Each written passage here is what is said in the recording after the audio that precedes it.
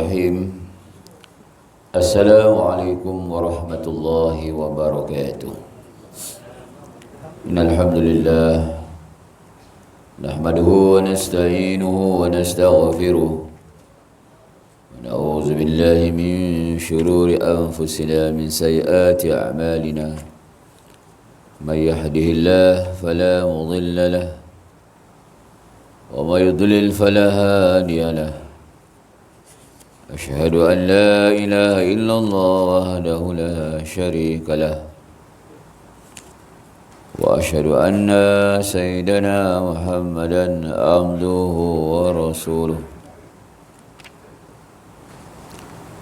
اللهم صل وسلم على سيدنا محمد وعلى آله وأصحابه وبارك وسلم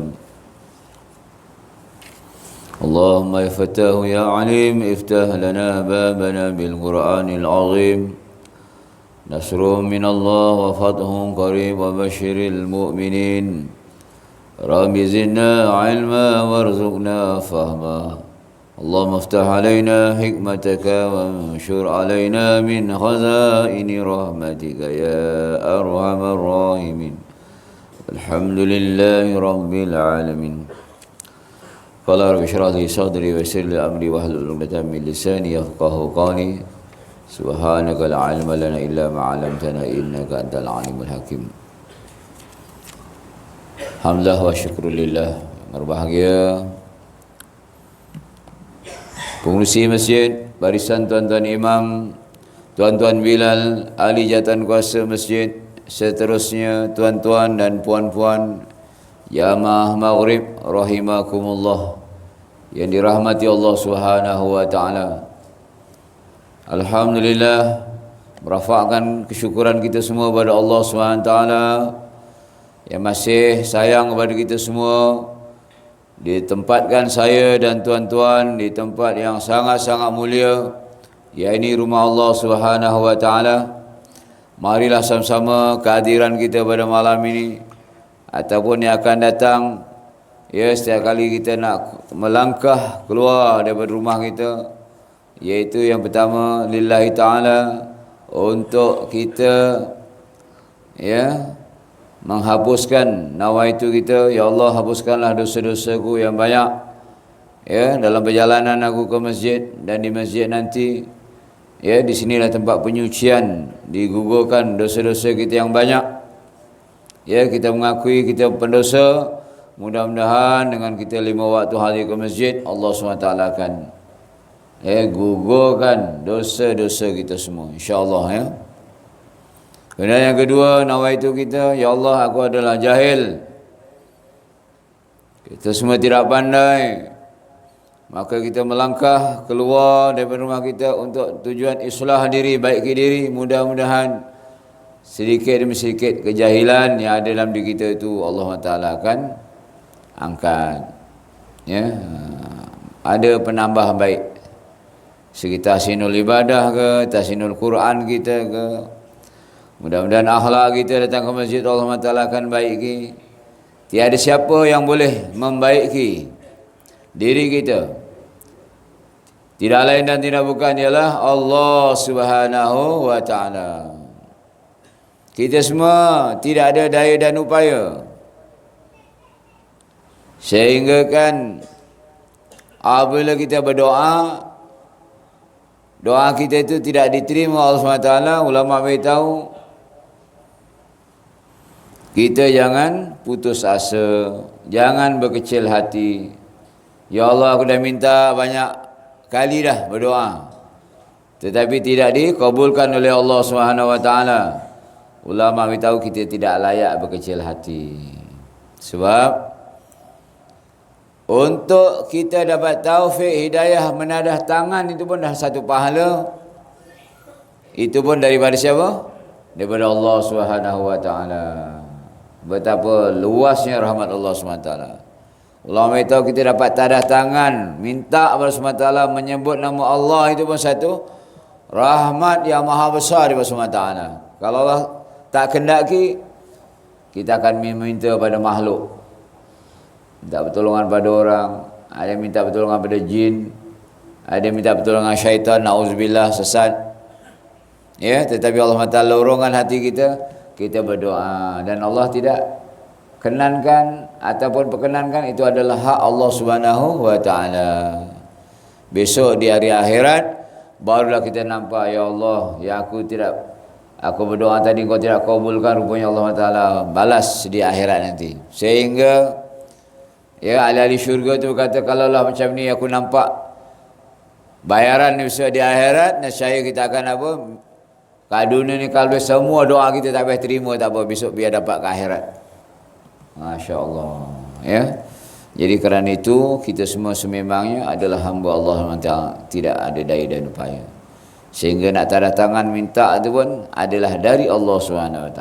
Apatah lagi tuan-tuan dapat bergerak dari rumah datang ke masjid, dapat solat berjemaah, dapat duduk dalam majlis taman-taman syurga dunia ni, semua dari Allah Subhanahu wa taala. La ilaha illallah. Bersyukurlah kita tuan-tuan. Mudah-mudahan kita merayu, minta kepada Allah, kekalkanlah kita dalam amal-amal soleh ini, sehingga kita akhir hayat mati dalam iman, insya-Allah. Ya, jadi itu sebagai mukadimah pada malam ini. Kita mulakan dengan solawat. Kita mula baliklah daripada awal, sebab hari tu ya banyak kita bertindan-tindan. Tuan-tuan buka balik daripada satu. Kita mula balik. Lepas ni tuan-tuan tolong tanda lah, akan datang sebut saya. Sebab setengah tempat tu akan ditulis sampai mana. Sini ada yang tulis? Ada, alhamdulillah. Tuan Bilal kita catat 539. Oh, nak patah balik dah jauh tu. Ya betul, 539. Sebab saya ni buka banyak tempat, jadi dah kadang tindan-tindan. Ya betul lah, ada tanda ni ya. Tiap hari. Mada ya. Baik. Sesama tuan-tuan, ibu-ibu, kita bersolawat kepada Nabi sallallahu alaihi wasallam supaya kita semakin disayangi, dikasihi oleh Allah ya, dan juga Rasulullah sallallahu alaihi wasallam. Bila satu orang itu berselawat, yakinlah kita Nabi SAW akan dihidupkan dan dia akan menjawab selawat kita. Masya Allah ya. Jadi kalau satu hari itu kita selawat yang banyak sampai 1000, pasti kita akan dikenal oleh Nabi bahawa inilah umatku ahlus salawah. Subhanallah. Bukan selawatnya pula tu, dia amalkan sunnah-sunnah Nabi dalam kehidupan dia tu. Ya. Jadi sunnah Nabi ni banyak. Daripada bangun tidur sampai tidur balik, kita hidupkan sunnah Nabi supaya kita besok dikenali Nabi. Ya, umatku, inilah dia umatku yang aku kenal, sebab dia zaman fasyak. Orang dah tak nak hidupkan sunnah, dia hidupkan sunnah lagi. Ya, tuan-tuan semua. Bismillahirrahmanirrahim. Jazallahu anna sayyidana Muhammadan sallallahu alaihi wasallam bima huwa ahlu. Jazallahu anna sayyidana Muhammadan sallallahu alaihi wasallam bima huwa ahlu. Jazallahu anna sayyidana Muhammadan sallallahu alaihi wasallam bima huwa ahlu. Allahumma salli wa sallim ala sayyidina mana sallallahu alaihi wa ala alihi wa ashabihi wa barik sallam. Allahumma salli wa sallim ala sayyidina madha sallallahu alaihi wa ala alihi wa ashabihi wa barik sallam. Allahumma salli wa sallim ala sayyidina al-mu'ammal sallallahu alaihi wa ala alihi wa ashabihi wa barik sallam. Allahumma salli wa sallim ala sayyidina al-ma'mun sallallahu alaihi wa ala alihi wa ashabihi wa barik sallam. Allahumma salli wa sallim ala sayyidina al-manih sallallahu alaihi wa ala alihi wa ashabihi wa barik sallam. Allahumma salli wa sallim ala sayyidina al-ma'il ma'in sallallahu alaihi wa ala alihi wa ashabihi wa barik sallam. Allahumma salli wa sallim ala sayyidina al-mubarak sallallahu alaihi wa ala alihi wa ashabihi wa barik wasallam. Allahumma salli wa sallim ala sayyidina al-mubtahil sallallahu alaihi wa ala alihi wa ashabihi wa barik wasallam. Allahumma salli wa sallim ala sayyidina al-mubarra sallallahu alaihi wa ala alihi wa ashabihi wa barik wasallam. Allahumma salli wa sallim ala sayyidina al-mab'uts bil haqq sallallahu alaihi wa ala alihi wa ashabihi wa barik wasallam. Allahumma salli wa sallim ala sayyidina al-mab'uts sallallahu alaihi wa ala alihi wa ashabihi wa barik wasallam. Allahumma salli wa sallim ala sayyidina al-muballigh sallallahu alaihi wa ala alihi wa ashabihi wa barik wasallam. Allahumma salli wa sallim ala sayyidina al-mubih sallallahu alaihi wa ala alihi wa ashabihi wa barik wasallam. Allahumma salli wa sallim ala sayyidina mubashiril ya'isin sallallahu alaihi wa ala alihi wa ashabihi wa barik wasallam. Allahumma salli wa sallim ala sayyidina al-mutabattil sallallahu alaihi wa ala alihi wa ashabihi wa barik wasallam. Allahumma salli wa sallim ala sayyidina al-mutabassim sallallahu alaihi wa ala alihi wa ashabihi wa barik wasallam. InsyaAllah akan datang 555 ya. Jadi tuan-tuan, insyaAllah kita akan sambung kitab nasihat agama dan juga wasiat iman. Jadi setiap hari kita sebagai orang mukmin lagi dan lagi mesti diingatkan sampailah kita masuk liang lahat. Itulah peringatan kita terakhir ya. Ketika itu kalau orang tak ada iman, tak ada amal, wasiat itu dah tak berguna bagi dia ya. Untuk orang atas kubur je, itu pun sebahagian kecil, tak ambil indah pun. Dia ingat talqin tu untuk orang mati saja, wahal untuk dia juga, untuk yang hidup juga ya tak? Jadi dia sembang, tak ambil peduli talqin yang baca oleh Tuan Imam tadi. Tapi orang yang ada iman, takwa dengan amalan balik kembali bersama Ta'ala, insya-Allah peringatan tadi akan meneguhkan iman dia ya. Kemudian sukalah saya membuat teguran kepada tuan-tuan semua. Tuan-tuan marah saya pun terpulanglah ya. Jadi kita ada SOP Rasulullah sallallahu alaihi wasallam ya. Jadi sebaik-baiknya kita solat ya. Sekarang dah tak ada apa-apa keadaan, dalam kapal terbang pun tak perlu pakai mask. Semasa tuan-tuan sembahyang, bukalah mask tu ya, semasa solat tu bukalah. Kita yakin dengan Allah Subhanahu wa taala. SOP Rasulullah sembahyang kena buka muka. Sembahyang tidak ada kemakruhan. Makruh sembahyang ketika menutup muka. Ketika zaman pandemik itu tak apa. Sekarang ni dah boleh bukalah ya. Jangan takut pada makhluk, yakin pada Allah Subhanahu wa taala. Supaya solat kita disukai oleh Allah Subhanahu wa taala. Maaf ya, tuan-tuan marah saya tu terpulanglah ya. Ini sebagai saya teguran ya. Besok kalau saya tak tegur ni ya, saya juga dipersalahkan oleh Allah Subhanahu wa taala. Ya, jadi kita sambung pengajian kita pada malam ni, iaitu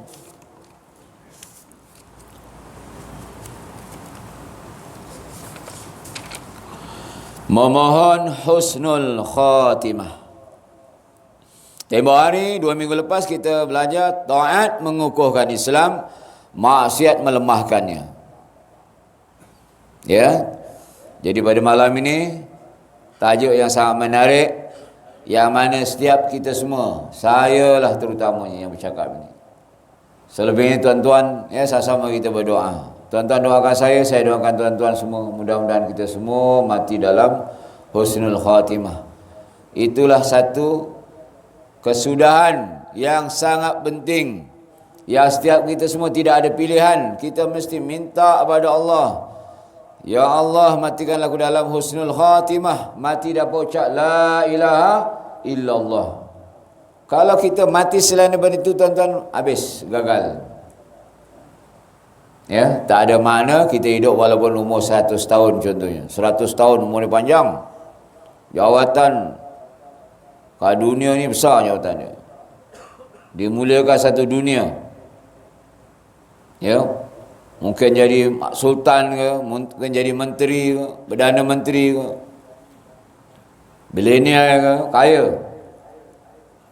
Tapi mati tak ada baca la ilaha illallah, mati su'ul khatimah. Lawan husnul khatimah apa dia? Su'ul khatimah. Husnul khatimah maknanya kesudahan yang baik. Ya.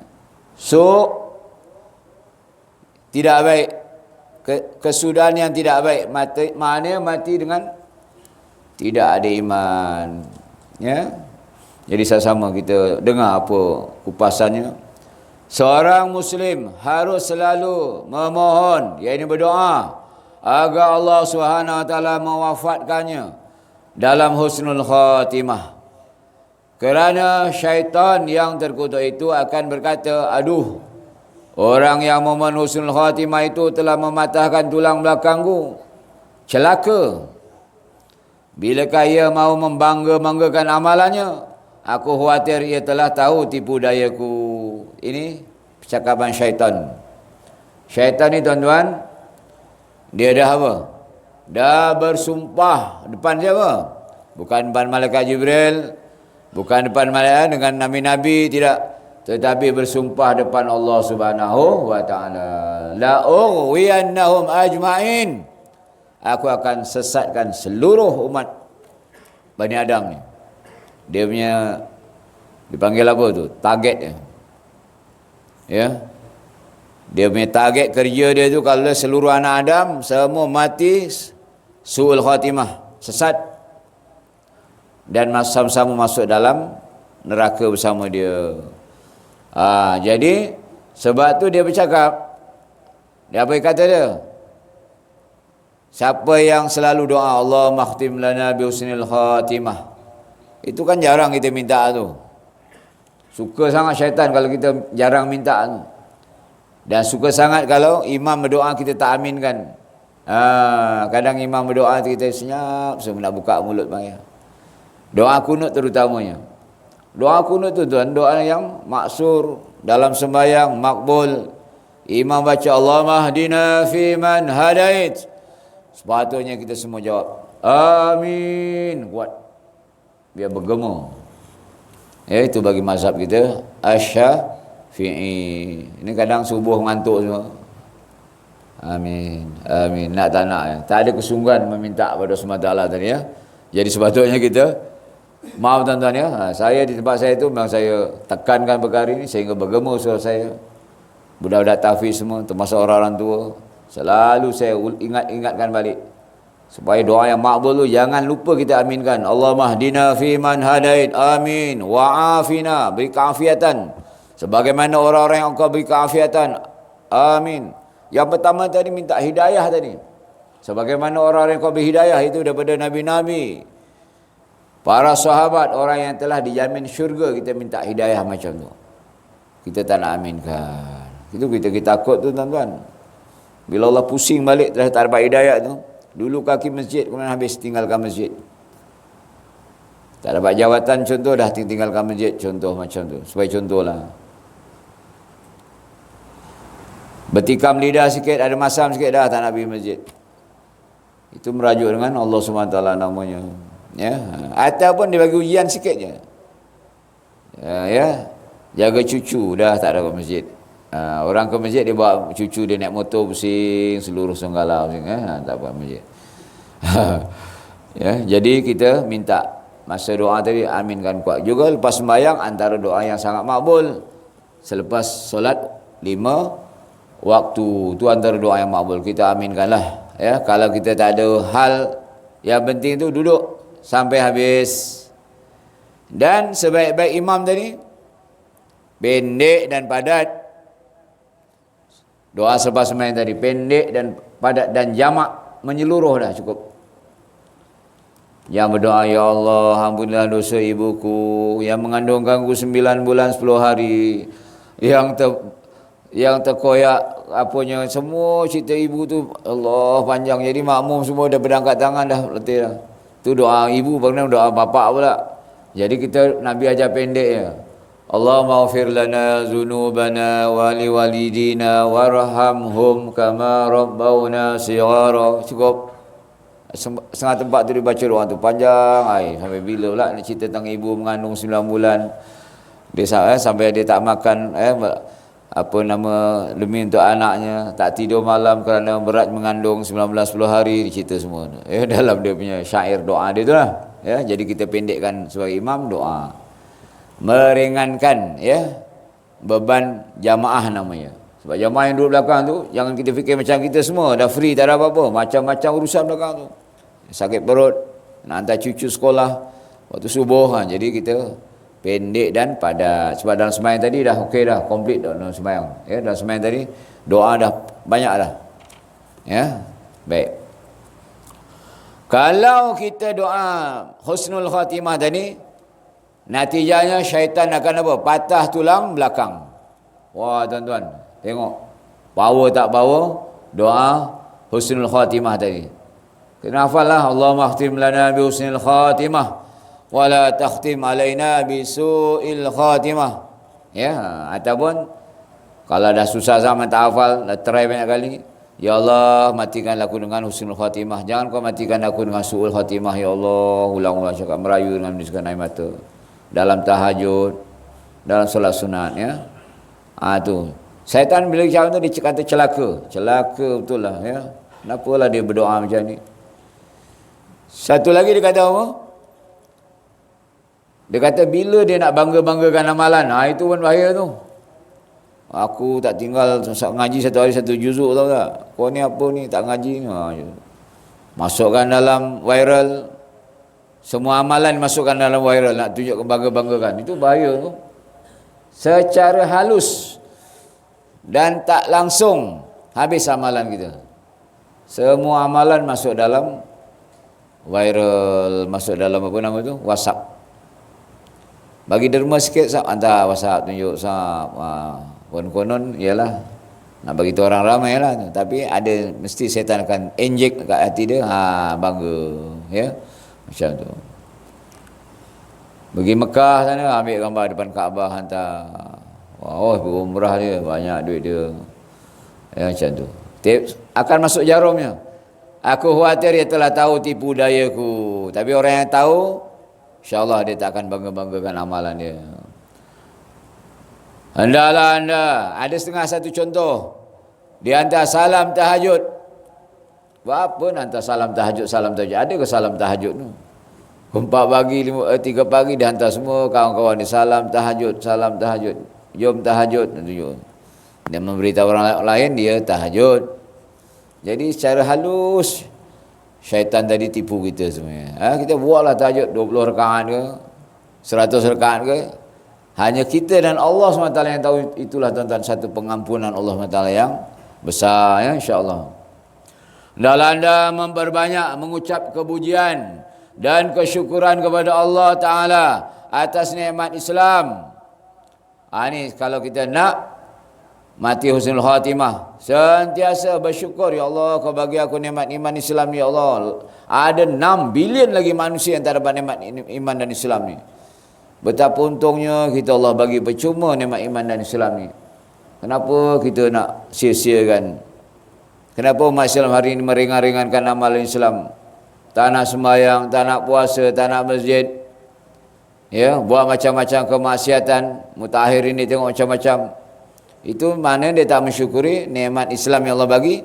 Besok tengok bahayanya. Sebagaimana kita sebut sebelum ni, maksiat melemahkannya. Oleh kerana hidup dalam maksiat, kelalaian, mencuaikan amalan Islam, dia mati dalam keadaan kafir. Lazim dia macam tu.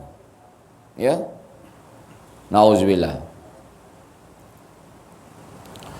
Sebab nikmat Islam itu adalah setinggi-tinggi nikmat dan sebesar-besarnya. Kalaulah ditakdirkan bahawa Allah menggunakan dunia dan seisinya kepada seorang hamba, tetapi tiada pula digunakan Islam, nescaya segala kurnia itu akan menjadi bencana baginya. Masya Allah. Takdir untuk dia itu memiliki segala-gala. Macam siapa? Fir'aun. macam Qarun.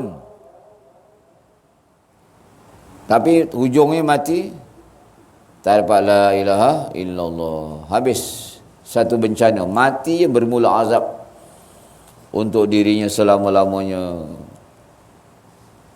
Segala harta-harta dia tidak habis tinggalkan, kerajaan dia ditinggalkan. Begitulah tuan-tuan, yang kita jadi pengajaran kawan-kawan kita semua yang dah begitu semua mati tadi. Kafa bil maut, cukuplah kematian tadi sebagai apa? Peringatan pada kita. Tengok, oi datuk ni dah mati lah. Tengok masuk kubur tu kan, kain kapan biasa je, tak ada pakai baju dia mahal, pakai necktie ke, tak ada. Kat dunia baju dia mahal-mahal, branded, kereta mewah, parking depan kedai, siap lambang ya, ada lambang depan belakang contoh. Nama dia tu penuh, pangkal ada, ujung ada. Nama pendek contoh Abu je nama, tapi sebelum tu Datuk Seri Mahabijaya ya, lepas tu ujung dia macam-macam, tapi mati habis. Wahai Abu bin Hawa, ya, ketahuilah bahawa mati itu adalah sebenar, soalan muka dan nakir adalah sebenar, macam tu. Jadi tak guna tuan-tuan, habis tinggal semua. Itu jam baru dia menyesal, ya Allah, ya aku leka dengan dunia ni 60-70 tahun ni habis aku tinggalkan. Sekarang aku nak hadap apa ni dalam kubur ni? Dah malaikat muka nangkir dah tunggu dah. Ular sebulan perjalanan dah nunggu dah. Kala jengking sebesar baral dah tunggu dah. Hempetan dunia dah tunggu dah. Itu jam dia menyesal, tak sudah. Nak balik ke dunia pula. Minta merayu nak balik ke dunia. Walau satu saat saja. Tuan-tuan tahu, ahli neraka itu setelah diseksa kerana tidak tahannya dengan azab yang maha dahsyat, setelah meraung-raung, menangis-nangis, menjerit-jerit yang amat sangat kesakitannya, dia minta pada malaikat yang jaga neraka, wahai malaikat, tolonglah aku. Kau mintalah pada Allah, doakan pada Allah supaya dia bagi cuti 1 hari supaya kami tak diseksa dah. Kami dah tak tahan sangat dah. Sangat azab. Maka malaikat tak layan permintaan dia tadi. Buat selamba malaikat tu. Diseksa lagi bertahun-tahun, ratus tahun. Kemudian setelah lama barulah malaikat tadi ajukan doa dia kepada Allah Ta'ala. Wahai Allah Rabbul Jal, hamba-Mu tadi merayu minta supaya dihentikan azab untuk sehari je. Setelah lama tuan-tuan, permohonan tu baru dipanjatkan. Allahu Akbar. Maka Allah SWT bertanya, Allah SWT maha mengetahui ya, untuk pengajaran pada kita ni yang hidup masih hidup, tidakkah pernah didatangkan kepada kamu peringatan-peringatan daripada Nabi-Nabi, Rasul-Rasul, utusan aku? Pernah tak? Pernah ya Allah, pernah. Rasul-Rasul, Nabi-Nabi bagi ingatan, orang-orang dakwah bagi ingatan, rumah ke rumah aja ingatan. Kawan-kawan kita ingatkan, jom ke masjid. Itu adalah utusan daripada Allah SWT. Nantilah dulu, jalanlah dulu, jalanlah dulu. Boleh lari-lari, nyorok-nyorok. Ya. Ada yang tutup muka, tutup telinga zaman Nabi-Nabi dahulu lah. Kalau zaman sekarang orang dakwah datang rumah-rumah, boleh nyorok-nyorok. Beritahu kat cucu dia pula. Beritahu ya, atuk tak ada. Maka atuk dia, cucu beritahu. Atuk beritahu, atuk tak ada. Habis bocor. Tapi jamaah tu kena lebih lah cucu ni tu. Apa hal kau cakap ni tu? Jadi sepatutnya orang dakwah datang tu, kita sambut dia, salam, peluk dia, terima kasihlah. Dengan asbab kau yang beri peringatan aku ni, doakanlah aku. Lemah betul aku ni, belum mampu macam nak buat macam korang ni. Macam itu. Sebab itu adalah yang menggerakkan dia lah sebab Allah Subhanahu wa taala. Dia datang tu tidak mengharapkan apa-apa upah. Ittabi'u man la yas'alukum ajran wa hum muhtadun. Ikutlah mereka semua yang tidak mengharapkan upah, ajra. Wa hum muhtadun, itulah orang yang dapat petunjuk. Jadi kita ikutlah kalau mampu ikut, ya. Sebaik-baiknya ikut, sebab yang hakikatnya yang mengajak itu ialah Allah Subhanahu wa taala. Sebaliknya pula, kalaulah Allah menggunakan Islam tetapi tiada diberikan dunia, maka yang demikian itu tiadalah akan membahayakannya dapat iman Islam. 5 waktu tak tinggal masjid, mengaji 1 hari 1 juzuk, solat 5 waktu tak ditinggal, tahajud, semua apa amal agama, tapi dia tak ada apa-apa, duduk bawah jambatan, rumahnya buruk je. Itu tak bahayakan apa-apa dia. Besok kat kubur takkan ditanya, kenapa kat dunia dulu tak buat rumah besar? Kena sebat kat kubur, tak ada. Kenapa kat dunia tak beli kereta BMW? Tak kena sebat, tuan-tuan, ya. Kalau mati tak ada iman, tak ada amal, pasti bahaya. Sebab orang yang pertama tadi, jika mati tempatnya di neraka, na'udzubillah. Manakala yang kedua pula, jika mati tempatnya di syurga. Macam mana para sahabat Rasulullah, ramai yang jadi ahli sufah, tak ada apa-apa, duduk di masjidnya. Time perang dia pergi perang. Sehingga kan setiap masa tu ada lebih kurang 100 orang ahli sufah ni zaman Nabi SAW. Pakaian selai kadang, ya. Tetapi mereka semua dijamin ahli syurga. Jadi dalam perkara dunia ni, tuan-tuan, jangan kita cemburulah. Orang kaya rumah besar, kereta besar, tukar-tukar kereta, tak usah cemburu. Kita tak apalah. Aku janji dapat, alhamdulillah. Kais pagi makan pagi, petang makan petang. Dah ada kenderaan ni, alhamdulillah. Ya, bersyukur, ya. Bila mati saja, walaupun kat dunia sebagai hamba, ada iman, masuk dalam syurga, dia jadi raja di syurga tempat ni. Jadi raja dia. Habis. Raja kat dunia. Wah, orang puji, kereta banyak, makan segala apa, boleh terbang sana terbang sini, anak-anak mewah tu. Tak ada iman, tak ada Islam, tak amalkan iman Islam. Mati je, dia tak ada jadi raja dah. Dia akan dihumban dalam neraka Allah Subhanahu wa taala. Jika mati tak buat iman Islam. Itu jam baru misal. Yang dikecap itu macam setitik kat dunia. Ya Allah, ini dah mula kena azab yang maha dahsyat. Rabbana absarna, ya Allah aku nak balik, aku telah lihat. Wa sami'na, dah dengar azab ni. Farji'na, nak balik ke dunia untuk apa? Nak amal soleh. Nak amal soleh macam tuan-tuan ni, ngaji, ya, beramal, berzikir, berdakwah, nak buat amal soleh, tak nak buat dunia langsung dah. Tapi tolak dah, tak boleh dah. Ada sikit lagi, jadi boleh azan kemudian apa tu. Banyak lagi, tak apa, azan sikit lah. Lepas tu kita sambung dalam lebih kurang 5-10 minit ni, insya-Allah.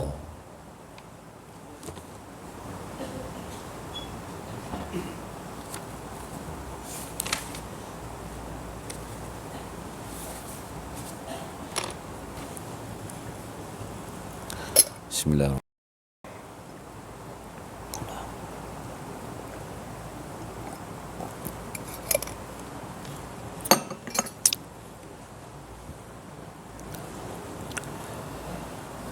Allah SWT.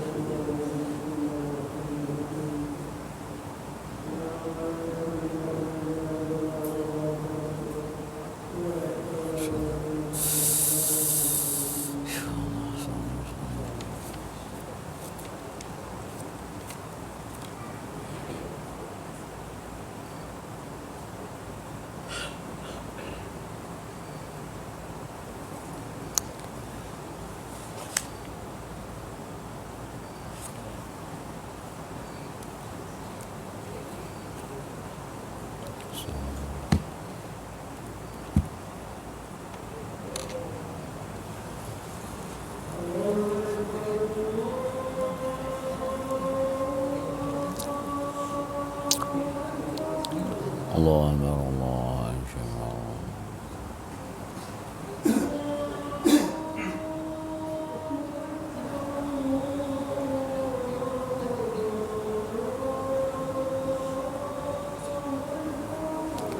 Allah.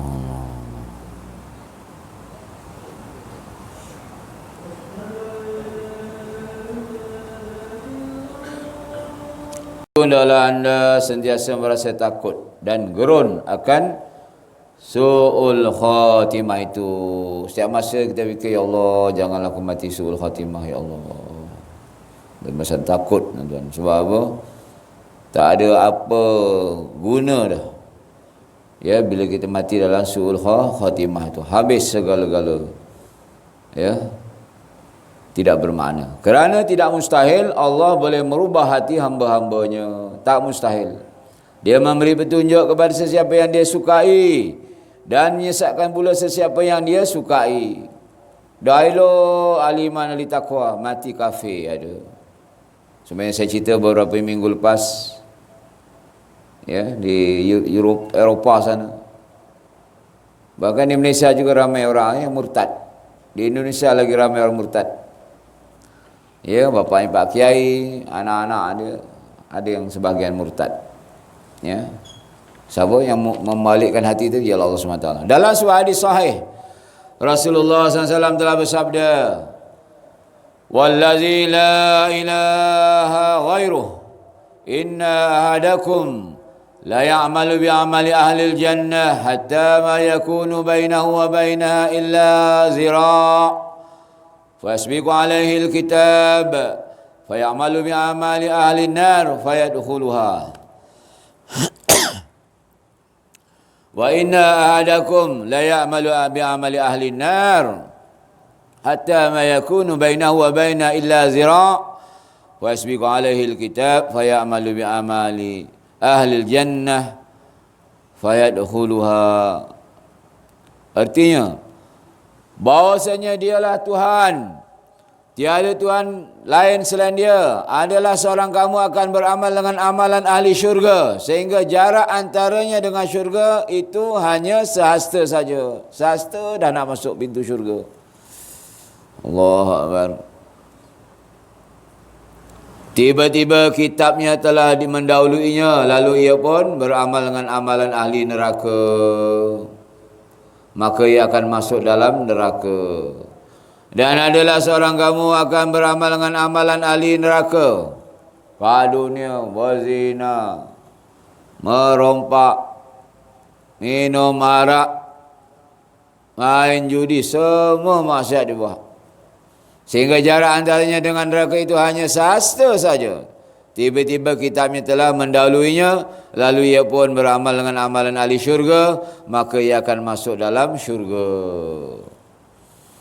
Hadis tersebut amat menggerunkan ahli takwa dan orang-orang yang lurus perjalanannya. Tuan-tuan gerun tak? Sekarang ni tanya. Masing-masing lah, tepuk dada tanyalah. Ada gerun tak dengan kisah tadi tu? Kalau selama biasa, ya Allah, mana saya dan kita semua ni belum ada ketakwaan lagi yang sempurna lah, ya. Tapi kalau rasa seram, ya Allah, macam mana hujung aku ni esok ni, ya, daripada hadis tadi tu. Apatah lagi dengan orang-orang yang sering cuai dan keliru dalam urusan agamanya. Kalau ahli takwa tadi dia gerun dengan hadis tadi itu, mana Allah Ta'ala boleh twist. Doa buat abai alik bagi haji, tuan-tuan. Ya, ada satu kisah, tuan-tuan. Ya, dia memang ahli masjid, ahli mengaji. Allah duga dia, tuan-tuan, di penghujung tu bunuh diri.